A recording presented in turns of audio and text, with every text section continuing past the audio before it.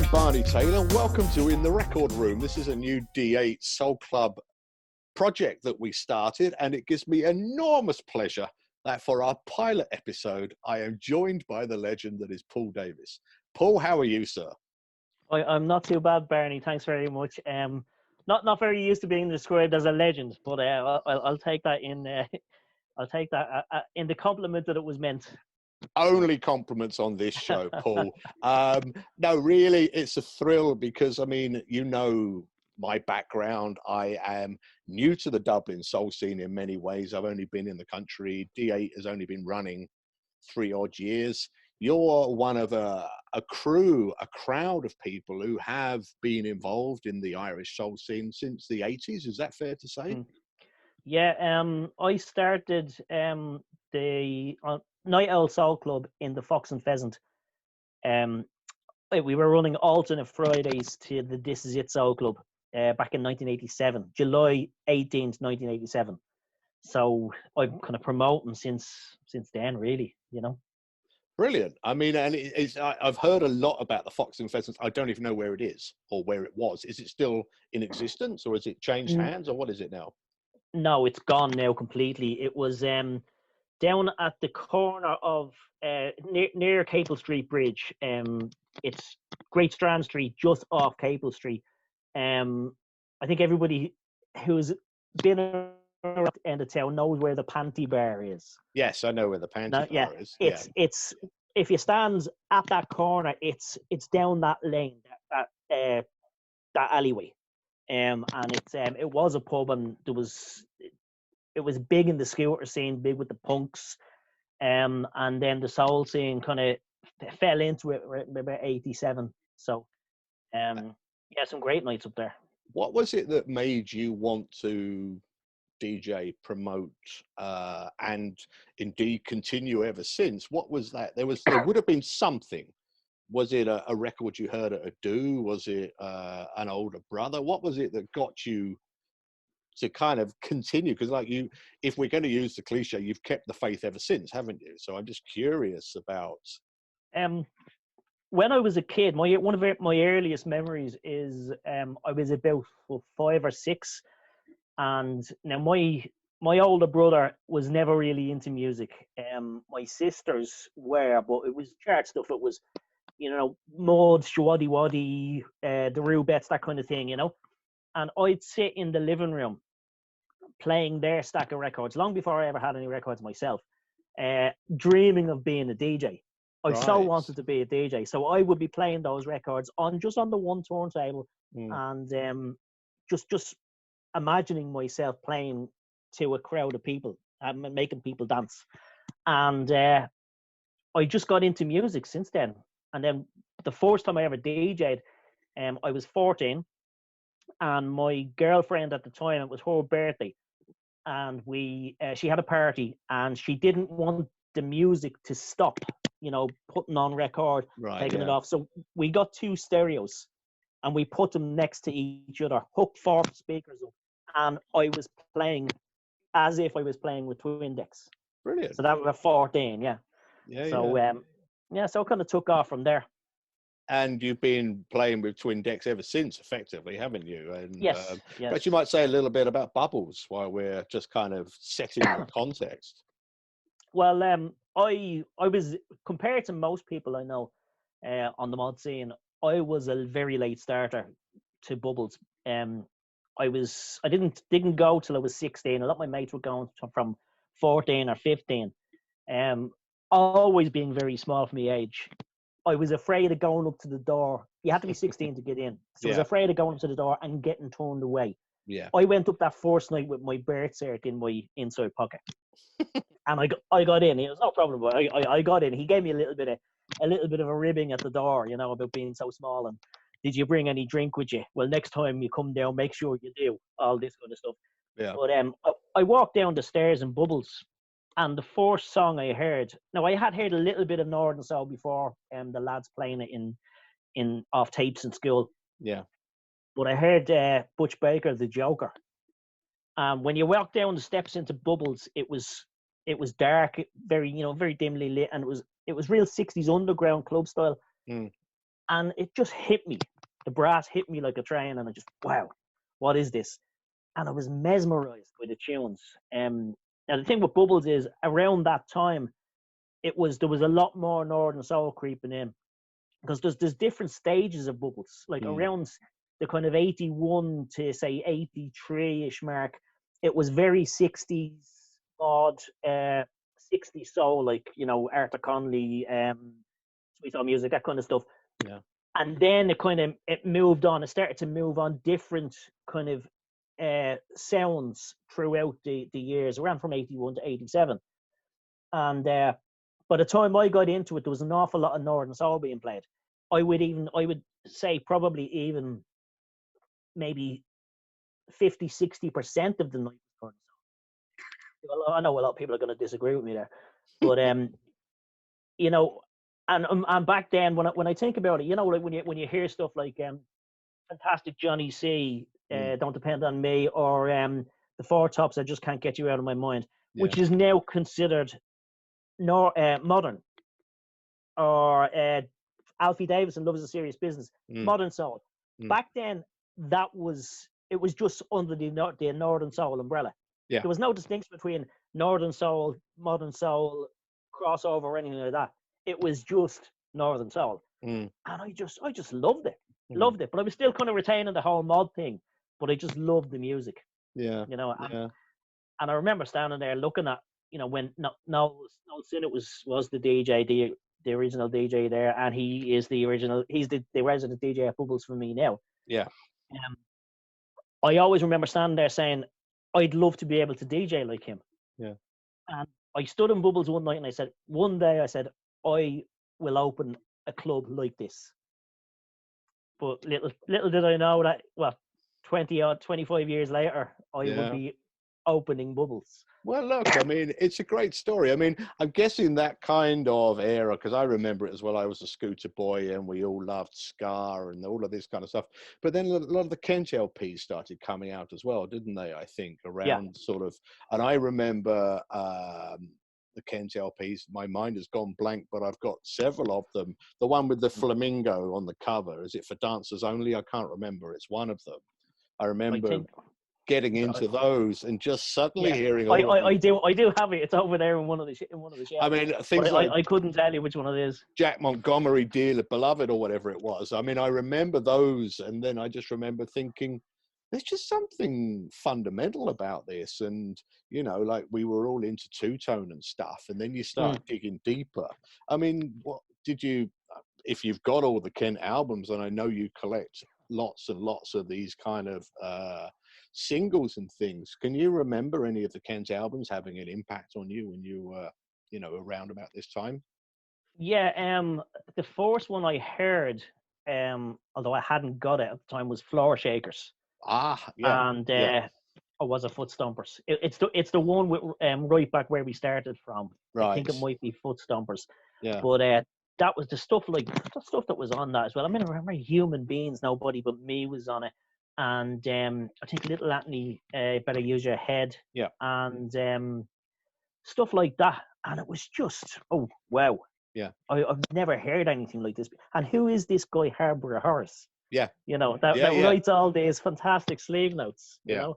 So, it was just everybody I know that is into the scene here and probably around Europe cut their teeth on Kent albums. I think so. Not so much the UK crowd. They were kind of, you know, it has to be original and all this, but everybody here, we all started with Kent albums. Yeah. Well, me and my mates did as well. I mean, I grew up in Hastings, obviously, which was it was a destination on the scooter run circuit as well. So you would get scooter rallies taking place. You know, Margate, Brighton, Hastings was often there. So I remember just with my mates and my bowling shoes that I bought from Carnaby Street and all of this kind of stuff, just kind of, you were immersed in this and you'd hear it on tapes and you'd hear bits and pieces, and then you would try and sneak into the clubs and stuff like this where they would be playing this. But a bit like yourself, I found a lot of it quite intimidating because I was quite sort of backward as a child, I suppose, in many ways. But I just always had the music, and it's just, you know, obviously once you start moving through, everybody left school, and then acid house started happening, and people kind of moved in different directions. So maybe my focus for buying vinyl changed, but then you've always got it to come back to. I've Yeah. always found that, and now I am where I am. And this is how we got to know each other, I suppose, through coming back to the roots in many ways, I think, in terms of experience. Yeah, a lot of people did leave it, and you know, once the kind of mod scene in Ireland finished up, a lot of people did kind of drift away. But because towards the end of the mod scene in around '87, the Northern Soul scene was picking up, and then we had been doing, you know, the Night Owl for a few months. Yeah.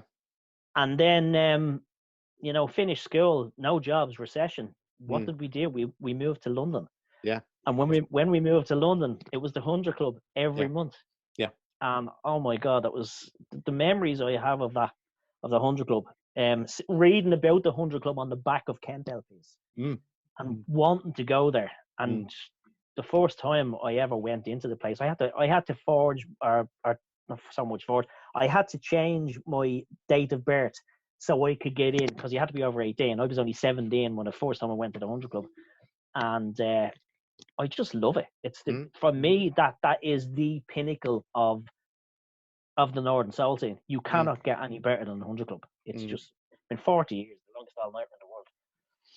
I think that what's interesting also, of course, is the exchange, the movement from Dublin over the sea and back again, and the influence. And then you've been instrumental in bringing DJs over, and because there are differences between the two scenes, and you can see that in many ways. And maybe records break earlier, or maybe they're heard less. But I think that there's such a fascinating interchange between where we are and obviously a bigger scene, because there's more people and there's more nighters and stuff like this, but it's the same scene, but it's slightly different. I mean, I think that's kind of what you're saying in some ways. I think with the Irish scene, because we're not dictated by the big records, there's only maybe two or three people tops in Ireland that can afford them now, Harpo being one of them. But back in the 90s, that wasn't happening, and we couldn't afford the massive big tunes that were being played in the UK. Yeah. So we had to forge our own path. Yeah. And the first time, I remember the first time Carl Willingham came over to DJ for us was, I think it was about 98 in the Commercial Rowing Club. And he was telling me afterwards, when they were coming over on the boat, there was about 30 of them. 30 came over from Manchester for the club, and they were all talking about what do you think we're going to be hearing at in Dublin. And the general consensus was bog standard oldies. There won't be anything new. We're just going for a jolly up. Yeah. And afterwards, he said they sat there, and every second record that the Irish DJs were playing, they turned to each other and said, "Do you know that? What's that? Yeah. I've never heard that before." Yeah. And that was because we had to find our own stuff. Yeah. Because we couldn't afford the big ones. Yeah. So we have developed our own scene completely separate to the UK.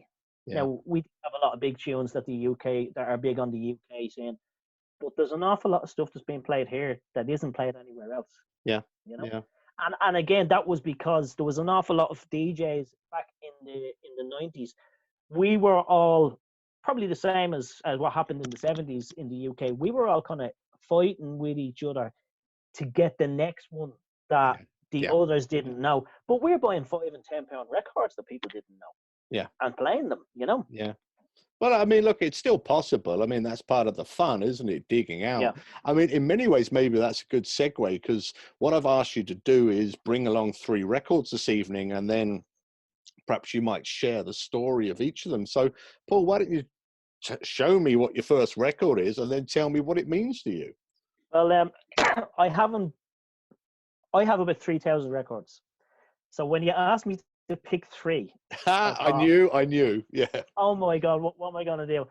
And I thought the 3 that mean the most to me, they're not, well, one is quite rare. The other two you'll pick up for a tenner each, Yeah. you Yeah. know. Yeah. But it's it's how they make me feel and what they do. The first one, probably the biggest one, is Melba Moore, The Magic Touch. Oh yeah. Yeah. Um, I heard that first heard that on the Old Grey Whistle test. We were still in bubbles at the time. It was probably around '86, and I think they were doing a documentary about some. I think it was in Tony's Empress Ballroom in Blackburn. I think it was. They were going to an all-nighter up there, and that came on, and I sat watching the telly, and I went, "Oh my god, what is that?" And we eventually discovered what it was. And when I went to the 100 Club, first time I went to the 100 Club, I managed to pick up a copy. There was still a few copies floating around.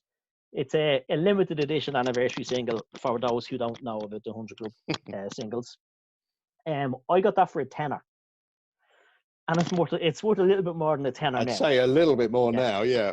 Just a little bit more now. And that kind of started my obsession, and that's the only way you can describe it. Yeah. My obsession with getting the anniversary singles. There are 35 of them, and I got the last one I was missing to complete the collection for my birthday. So you have all 35 now? I have all 35. I'd say there's probably maybe 10 people in the world who have all 35. And my wife got the last one. Chuck Jackson, What's With This Loneliness was the one I was missing. Perfect. So she got me that for my birthday. It was my 50th birthday last November, so she got me that. So but this song, I mean, for me, it reminds me of that first night I heard it. I always remember the first time I heard it. Yeah. Where it was. I remember going to Bubbles that night and everybody's talking about it. What was that song? Did you see that on the Old Grey Whistle test? Yeah. And it was being played at the 100 Club when I was there. It's, for me, if you want to describe Northern Soul, if you can't put it into words, sit the person down, put that on and say, that's Northern Soul. Yeah. And that for me is I would, as I said, I've got all the singles, but that is my favorite out of the whole lot. When was the last time you played it? I play it regularly at Bubbles, but I don't bring that one. I bring the Kent, the other Kent. It's only been released officially. The Kent anniversary single. Yeah. The black and red one. Okay. Where, I think Bricks, Broken Balls, and Sticks on the other side. And Horace's, which I think that's fetching about 100 quid. But I play the Kent anniversary one because I'm not bringing that one out with me.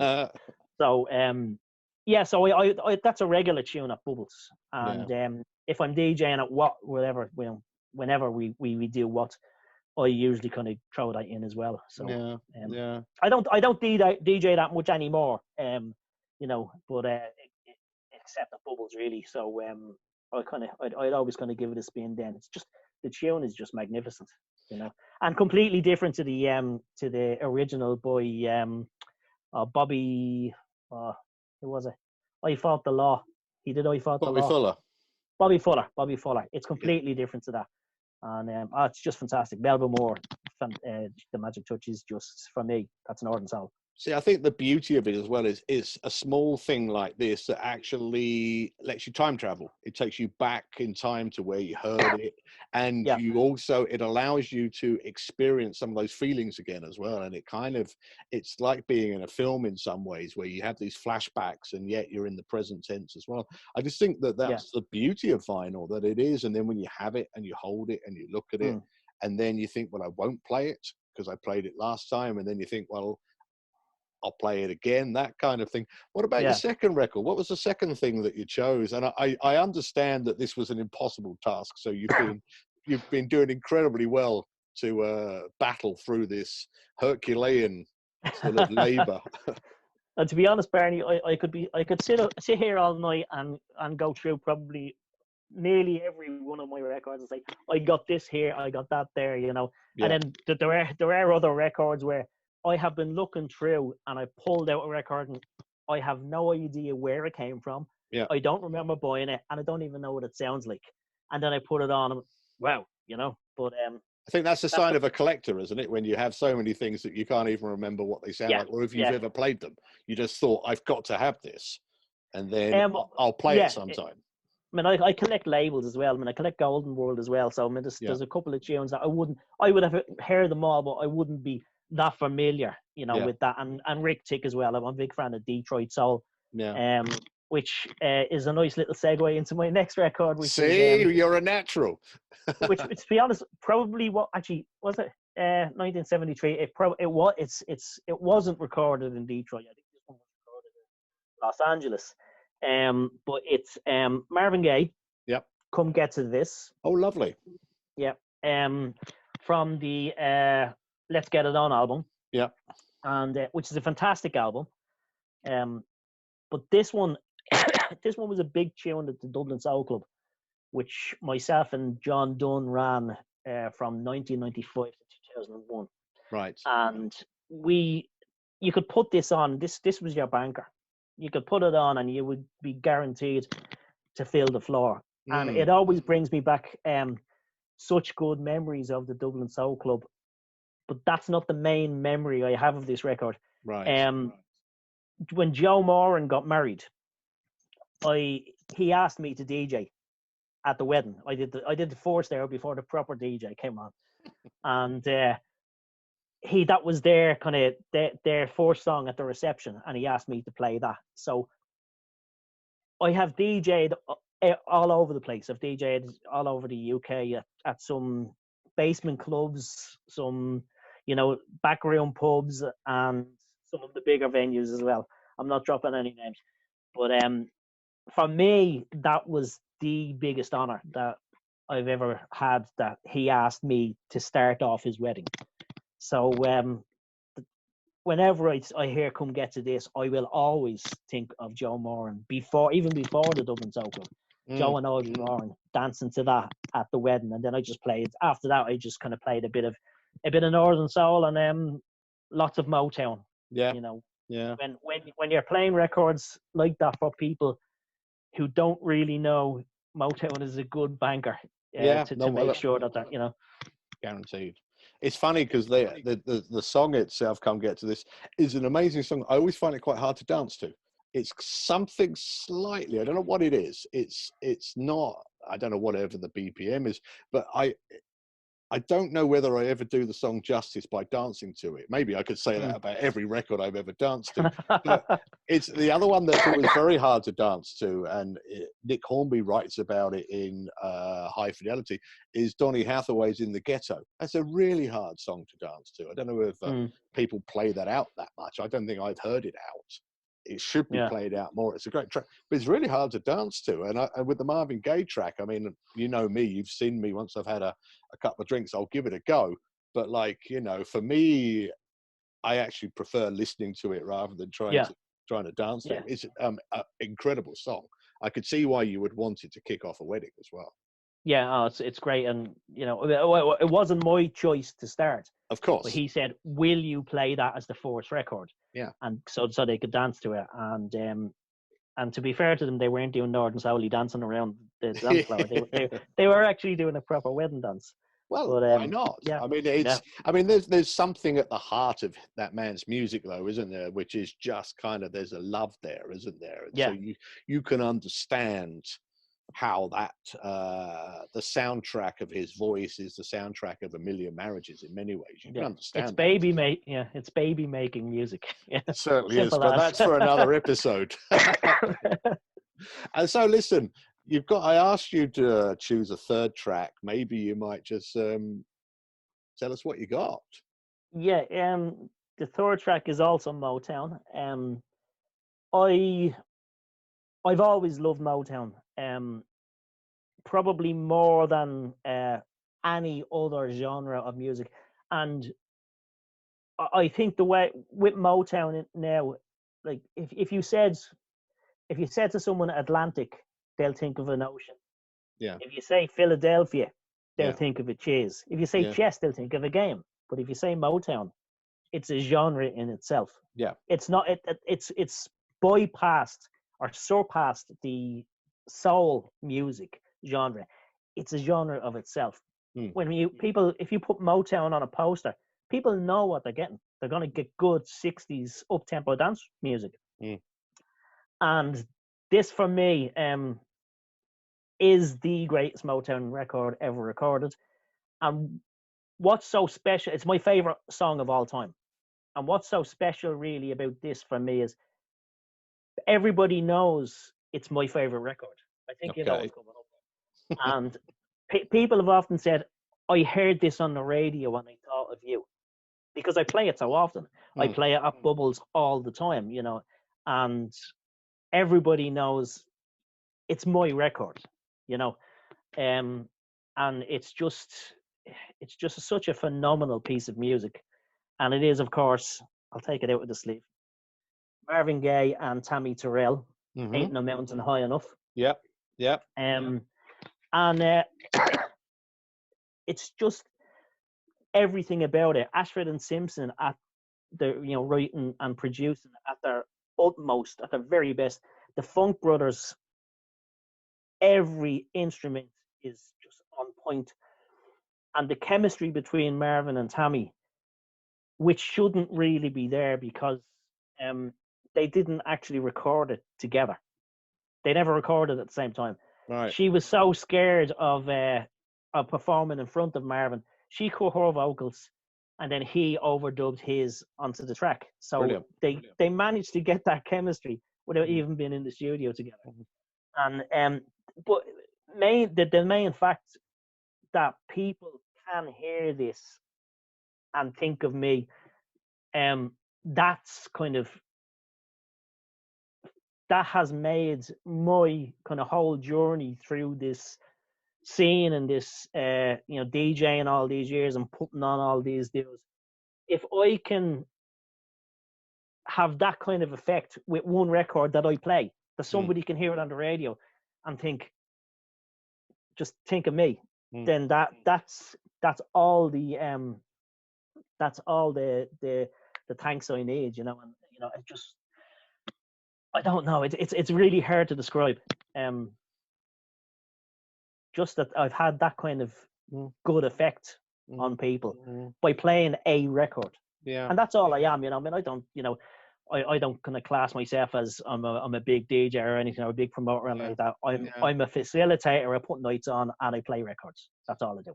But look, I mean, also you've told the story very eloquently, because music's honesty as well. Music kind of reveals things about ourselves to each other and to, people that we aren't together with or people that we love intensely. Music is that kind of, it's the skin that's over our bones, I think, in many ways. And so, look, it's amazing to hear you just kind of eloquently describe what one piece of whatever it is, vinyl, that, as you say, you can hear and people go, well, there you go, I remember that. And then it takes you back to times and places.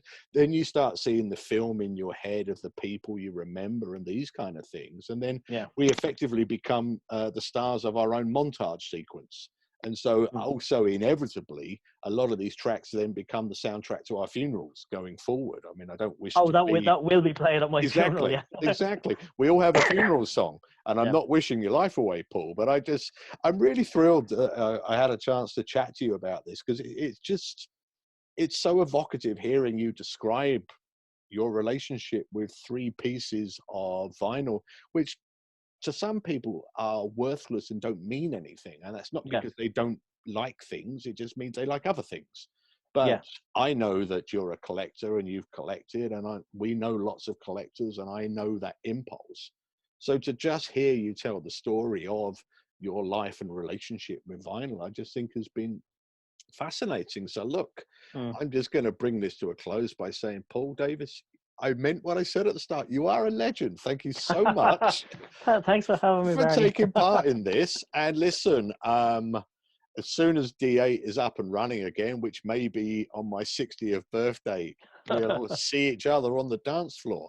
But until then, listen, thanks ever so much, and good luck with Bubbles and everything else that you're doing. Thank you, Barney. Thanks very much.